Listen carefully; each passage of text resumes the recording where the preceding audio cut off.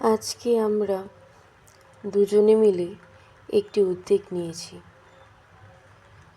জানো কি, আমাদের বাড়ির পাশে নিষ্পাপ কুকুরগুলোকে খেতে দেব বলে।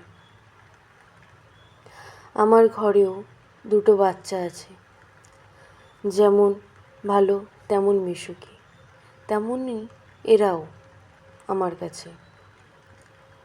এরা তো কথা বলতে পারে না, কিন্তু দেখো তবুও কারোর ক্ষতি করে না।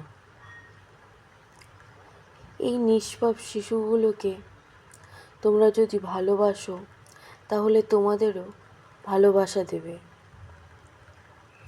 এদেরকে তুমি যত ভালোবাসা দেবে, তত নিজের চিন্তা বা কষ্ট সব শেষ হয়ে যাবে। এদের জন্য কিছু করে না, মনটাকে খুব হালকা লাগে। এদের চোখের দিকে তাকালে মনে হয়, ওদের চোখের দিকে তাকালে অনেক কষ্ট